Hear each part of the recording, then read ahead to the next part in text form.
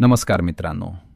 देशभरातील लाखो विद्यार्थ्यांसाठी एक मोठी बातमी समोर आली आहे. नीट UG 2026 परीक्षा रद्द झाल्यानंतर आता सरकारने विद्यार्थ्यांसाठी काही मोठे निर्णय जाहीर केले आहेत. केंद्रीय शिक्षण मंत्री यांनी सांगितलं आहे की विद्यार्थ्यांनी भरलेलं नीट परीक्षेचं शुल्क परत दिलं जाणार आहे.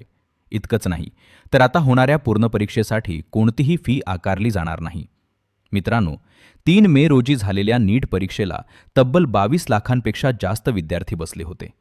पण पेपर फुटीच्या शक्यतेमुळे NTAने 12 मे रोजी परीक्षा रद्द करण्याचा मोठा निर्णय घेतला.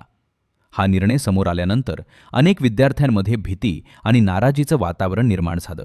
कारण अनेक विद्यार्थ्यांनी वर्षभर खूप मेहनत घेतली होती. काही विद्यार्थ्यांनी कोचिंगसाठी लाखो रुपये खर्च केले होते, तर काही गरीब कुटुंबातील विद्यार्थी डॉक्टर होण्याचं स्वप्न घेऊन परीक्षा देत होते. आता ही पूर्ण परीक्षा 21 जून रोजी घेतली जाणार आहे. तसंच विद्यार्थ्यांना त्यांच्या पसंतीचं परीक्षा शहर निवडण्याचा पर्याय दिला जाणार आहे. परीक्षेची वेळही 15 मिनिटांनी वाढवण्यात आली असून परीक्षा दुपारी 2 ते 5 वाजून 15 मिनिटांपर्यंत चालणार आहे. मित्रांनो, सरकारने घेतलेल्या या निर्णयानंतर आता नीट पेपर फुटी प्रकरणात CBIकडून मोठी कारवाई सुरू झाली आहे. या प्रकरणात आतापर्यंत 7 जणांना अटक करण्यात आली आहे. राजस्थान, हरियाणा, पुणे आणि नाशिकपर्यंत या तपासाची साखळी पोहोचली आहे. CBIने काही आरोपींना दिल्लीच्या न्यायालयात हजर केलं असून न्यायालयाने त्यांना 7 दिवसांची कोठडी सुनावली आहे. तपासात धक्कादायक माहिती समोर येत आहे. काही ठिकाणी खासगी क्लास चालक, एजंट आणि पेपर लीक रॅकेटशी संबंधित लोकांची चौकशी सुरू आहे. लातूरसह अनेक भागांमध्ये छापेमारी करण्यात येत आहे. मित्रांनो, एका पेपर फुटीमुळे लाखो प्रामाणिक विद्यार्थ्यांचं नुकसान होतं. काही विद्यार्थी रात्रभर जागून अभ्यास करतात. पालक कर्ज काढून मुलांना कोचिंग लावतात.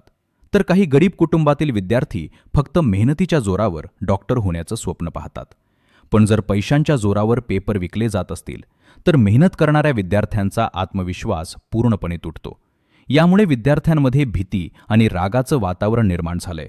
म्हणूनच आता या प्रकरणातील दोषींवर कठोर कारवाई होणं खूप गरजेचं आहे, जेणेकरून भविष्यात कोणत्याही विद्यार्थ्याचं स्वप्न अशा प्रकारे तुटणार नाही आणि शिक्षण व्यवस्थेवरचा विश्वास कायम राहील. मित्रांनो, एका पेपर फुटीमुळे फक्त परीक्षा रद्द होत नाही, तर लाखो विद्यार्थ्यांची स्वप्न, मेहनत आणि त्यांच्या आईवडिलांच्या आशाही तुटतात. काही विद्यार्थी दिवसभर अभ्यास करून रात्री उशिरापर्यंत जागत होते. काहींचे पालक कर्ज काढून कोचिंगची फी भरत होते. तर काही गरीब घरातील मुलं फक्त मेहनतीच्या जोरावर डॉक्टर होण्याचं स्वप्न पाहत होती. पण जेव्हा अशा पेपर फुटीच्या घटना समोर येतात तेव्हा सर्वात जास्त त्रास त्या प्रामाणिक विद्यार्थ्यांना होतो, जे फक्त स्वतःच्या मेहनतीवर विश्वास ठेवतात. कल्पना करा त्या विद्यार्थ्यांची, ज्यांनी परीक्षा झाल्यानंतर सुटकेचा श्वास घेतला असेल. आई-वडिलांनी आनंदानं मुलांना मिठी मारली असेल. पण अचानक परीक्षा रद्द झाल्याची बातमी समोर आली आणि पुन्हा एकदा त्यांच्यावर तणावाचं ओझं आलं.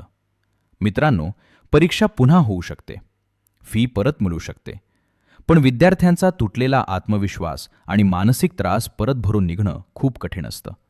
म्हणूनच आता गरज आहे ती दोषींवर कठोर कारवाई होण्याची, जेणेकरून भविष्यात कोणत्याही विद्यार्थ्याचं स्वप्न अशा प्रकारे तुटणार नाही.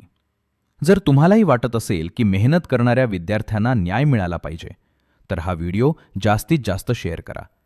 आणि अशाच शिक्षण व जनजागृतीच्या बातम्यांसाठी आपल्या चॅनल तपास मराठी गुन्हेगारी कथाला सबस्क्राईब करायला विसरू नका.